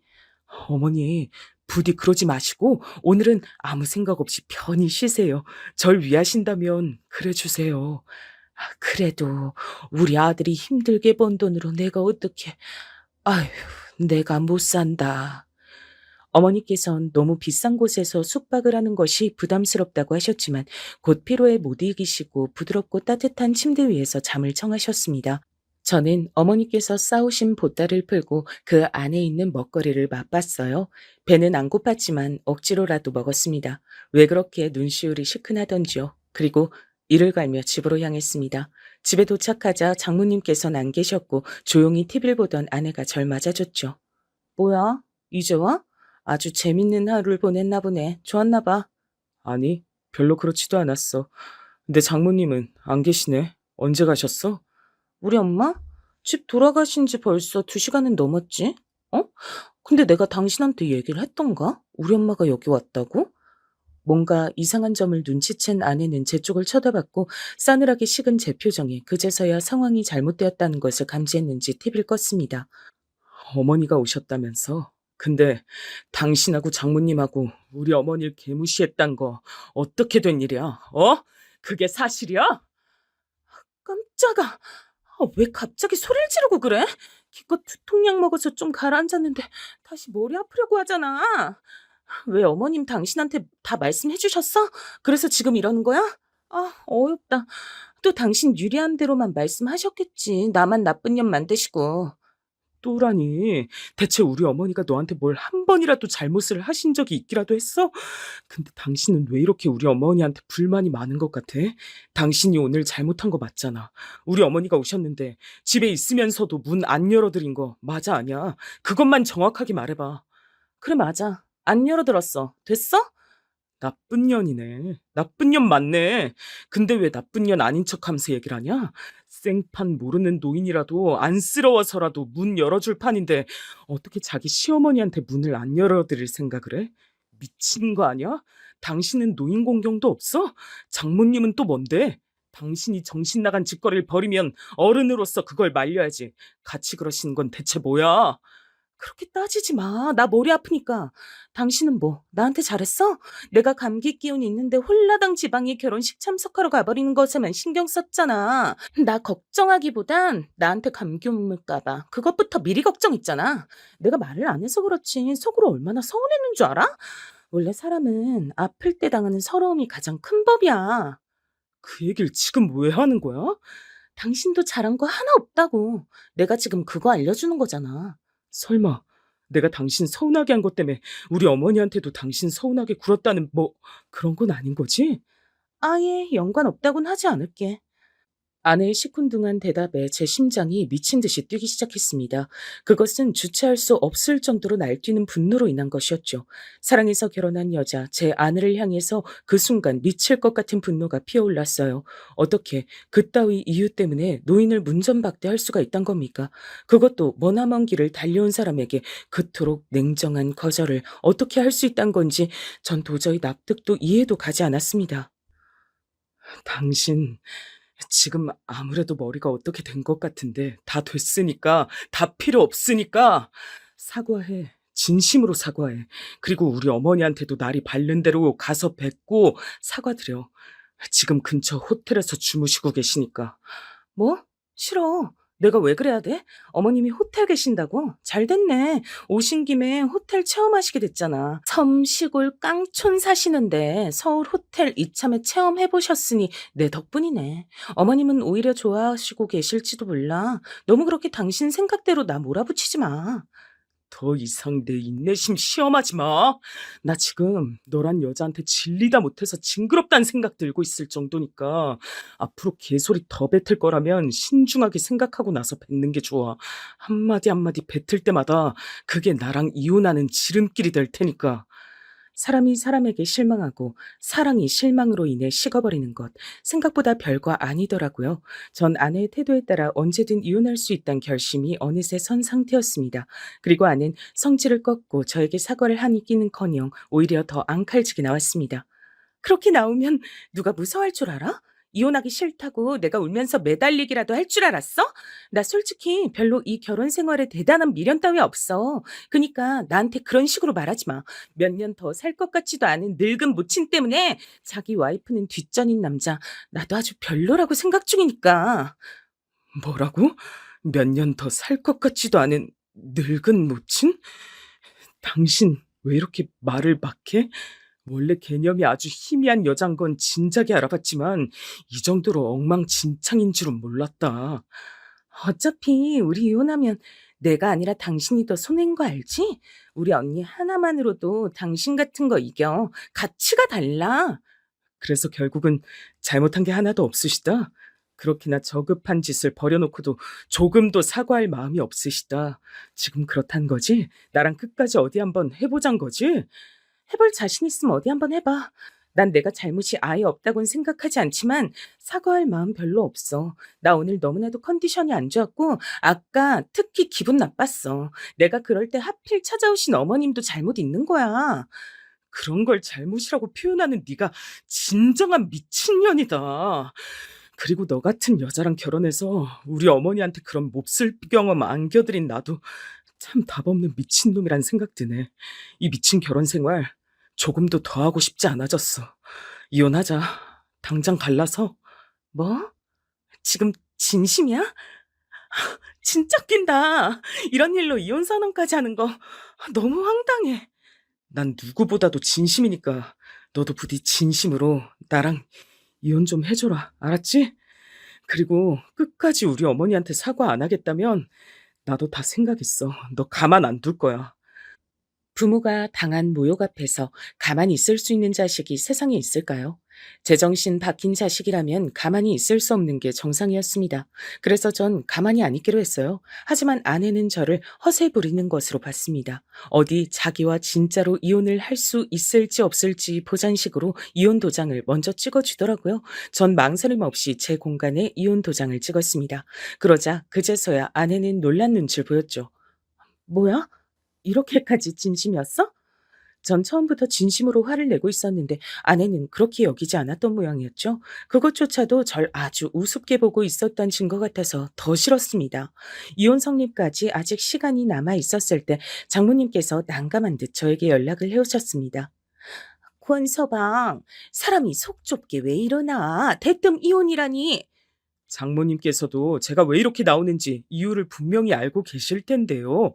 그럼에도 절 고작 속 좁인 걸로 몰아가시네요. 참 섭섭합니다. 이봐, 권서방.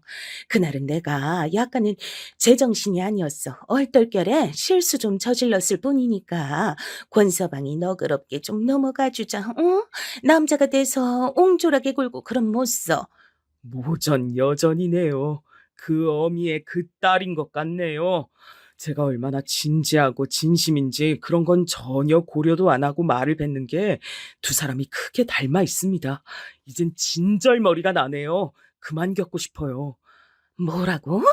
권, 권서방, 말을 그렇게 하는 건 아니지. 막말로 서울이나 무슨 대도시에 사는 잘난 사돈도 아니고 시골 섬마을 사는 가는 귀 먹은 사돈인데 그 정도로 대우 좀 해드린 게 뭐가 어땠다고 권서방이 자꾸 이렇게 예민하게 구는 건지 난 이해가 안 돼.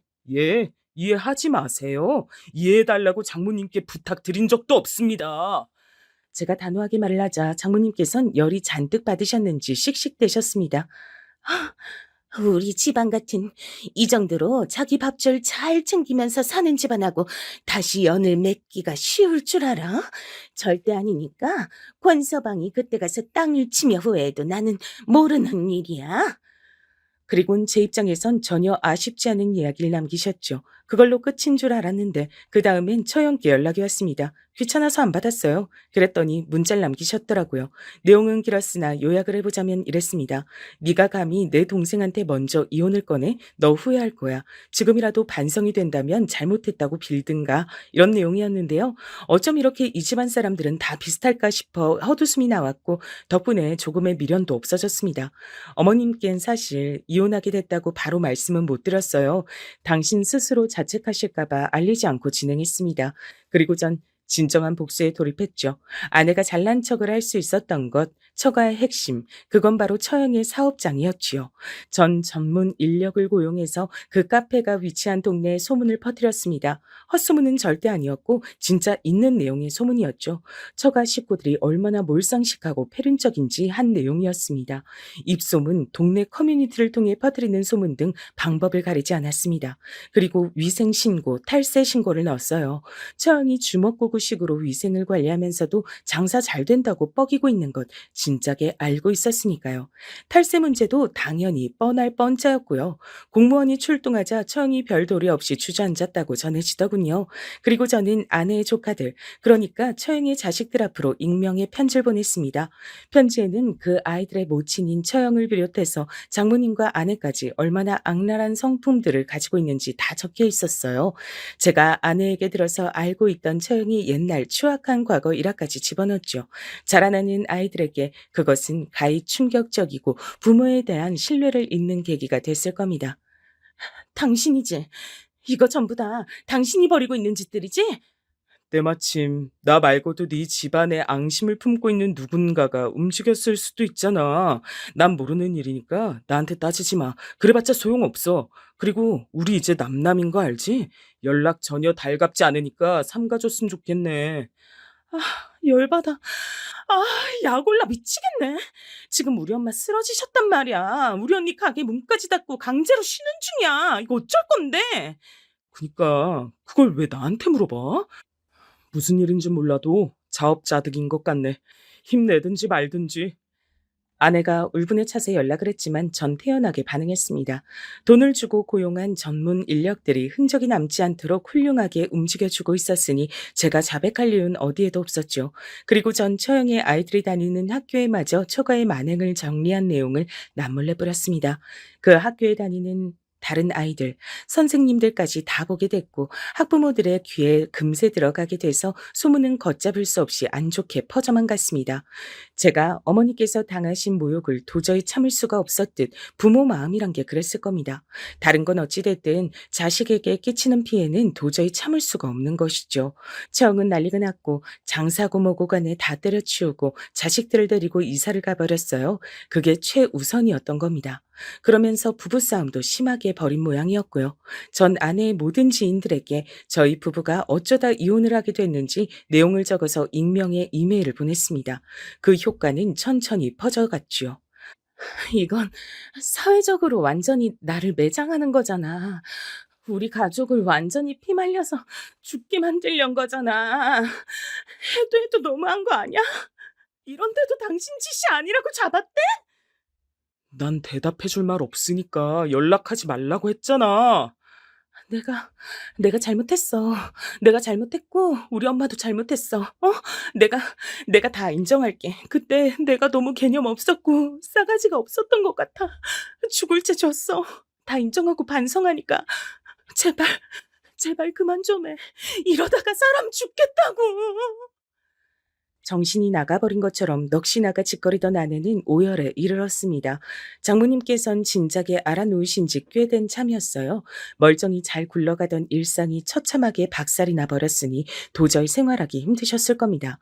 저는 아내의 오열 섞인 사과를 듣고 모른 척 끊어버렸지만 이쯤 하면 일단은 됐다 싶어서 아내의 번호를 그제서야 차단했습니다. 얼마나 진심이 섞여 있든 간에 사과를 듣고 싶어 번호를 그때까지 차단하지 않은 거였으니까요. 어머니께서도 이제 이혼 사실을 알고 계셨습니다.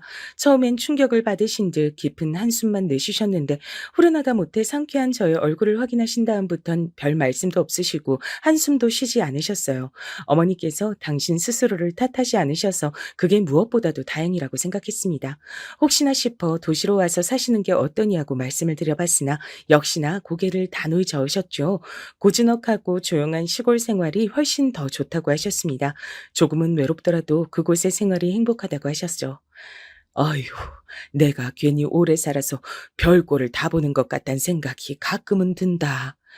그러면서 덧붙이신 어머니의 말씀을 들으며 전 되도록이면 어머니의 살아생전에 제가 재혼해서 행복하게 사는 모습을 보여드리는 편이 좋겠다고 생각했었답니다. 단지 그런 생각만 가지고 있었을 뿐인데 이혼하고 꼬박 2년이 흘렀을 때 좋은 인연을 새로 만났어요. 그리고 서로 조심스러운 감정으로 만남을 이어가다 따로 결혼식 없이 혼인신고만 했답니다. 어머니께도 잘 해드리는 사람이에요. 뿐만 아니라 사실 모든 어른께 잘하는 사람이죠. 비록 저보다 3살 아래지만 오히려 제가 배울 점이 무척 많아서 늘 존중으로 제가 대하고 있답니다. 저희 두 사람이 지내는 모습을 보며 어머니께선 전에 없이 흐뭇한 미소를 머금게 되셨죠.